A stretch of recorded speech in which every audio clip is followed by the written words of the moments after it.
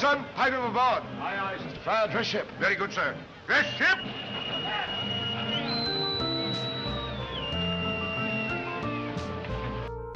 A brief history of man's maritime mastery. Chapter 5. Medieval Mariners.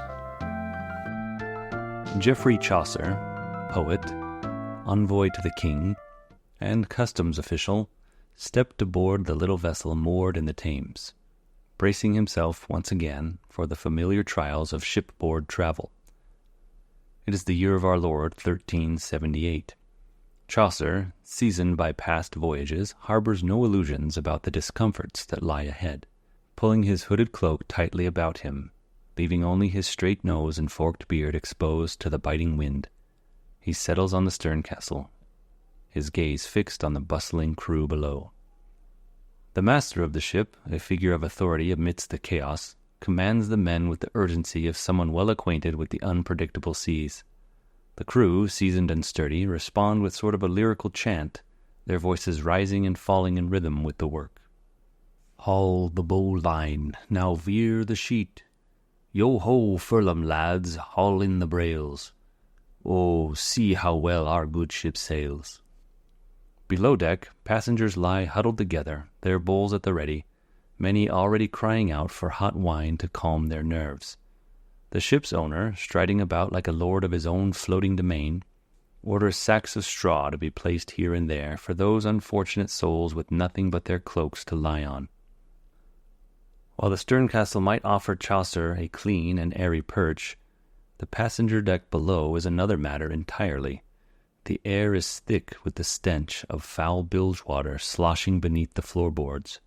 As one medieval passenger lamented, "A man might just as well be dead as smell thereof the stink." Sea-sickness is as common as the cold, and sympathy as rare as a calm sea. Rush to the rail, hope not for a charitable hand to hold thy head, for all near split themselves with laughter, a bishop once lamented, capturing the cruel humor of life at sea. Indeed, the medieval mariner experienced no luxury cruises. Yet, despite the hardships, commerce on the high seas was thriving. Coastal shipping had become a regular and relatively peaceful affair. Chaucer's own shipman from the Canterbury Tales, with his sea-tanned face and gale-blown hair, would have known the heavens from Gotland to the Cape of Finisterre, and every creek in Britain and Spain. All summer long the English Channel, the Bay of Biscay, and the Baltic were alive with the sight of white sails. Tubby little single-masted ships waddled forth from ports like Dover, Bordeaux, Antwerp, Visby, and Bremen, while up the Mediterranean came fleets of galleys on their annual trading voyages. A chronicler of the time gives us a glimpse into the treasures that these ships carried. The Pisans, Genoese, and Venetians supply England with the great gems from the East, such as sapphires, emeralds, and carbuncles. From Asia came rich silks and purples. From Africa, cinnamon and balm. From Spain, the kingdom was enriched with gold and silver, further enriched with German goods, while plentiful streams of wine flowed from their own province of Gascony. In the Mediterranean, commerce lay firmly in the hands of aggressive Italian city-states, but in northern Europe, the Hanseatic League reigned supreme. Led by powerful German commercial cities like Lübeck, Hamburg, and Cologne, the League grew so strong it could negotiate treaties, wage war, twice defeat Denmark, and even govern Stockholm for a time. Like an early United Nations, the Hanseatic League established trading compounds in cities as far-flung as Novgorod, Bergen, and Bruges. Chaucer, well acquainted with the stout burghers of the League's London colony, the Steelyard, knew of their monastic lives dedicated solely to trade.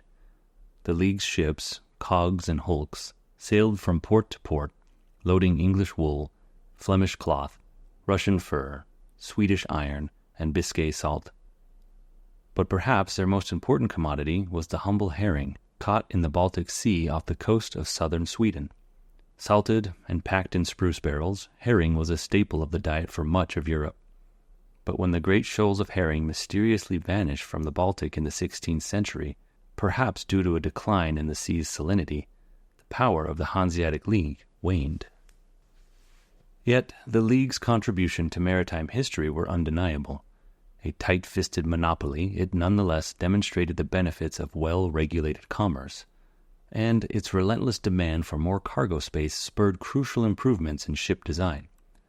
The legacy of these medieval merchants and their stout ships would sail on long after the last herring barrel had been unloaded.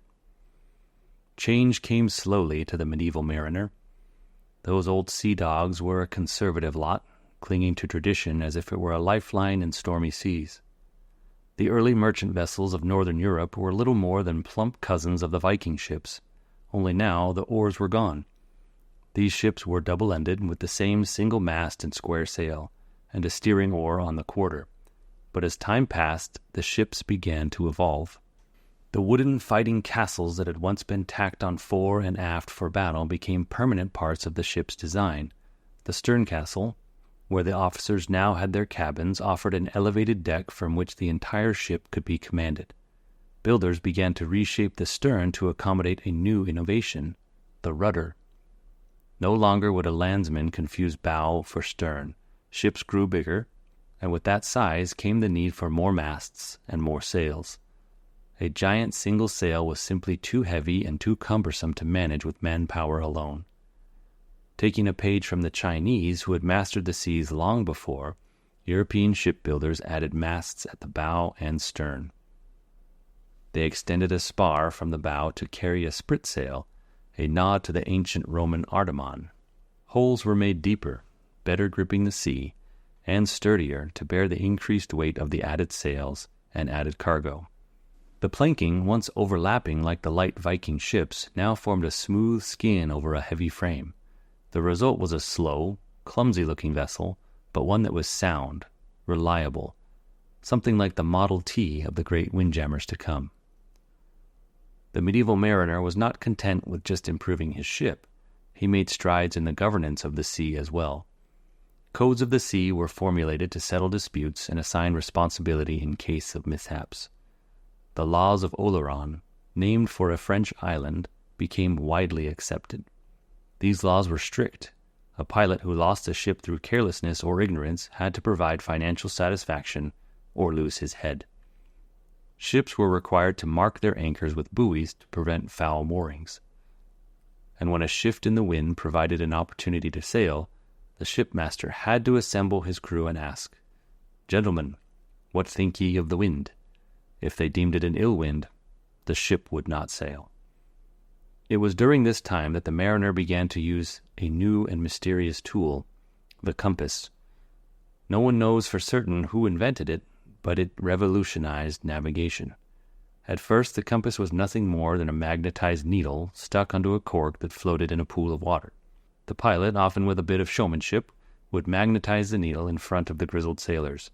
He would remove a lodestone from a small cask, hold it near the edge of a bowl, and as the floating needle swung towards the stone, he would move the stone around the bowl faster and faster until the needle spun wildly. Then, with a dramatic jerk, he would pull the stone away and the needle would slowly settle, pointing north. The sailors, heads shaking in amused disbelief, agreed that this was indeed the best way to magnetize a needle. With the compass, the mariner could now divide the horizon into 32 directions, known as rums of the wind. These rum lines were drawn on charts, and the helmsman followed them with rigid discipline when out of sight of land. Beside the helmsman stood a patient pilot, never turning his eyes away from the compass, chanting a sweet song that assured all was well.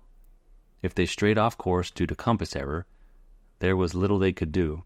There were no means to check their position accurately.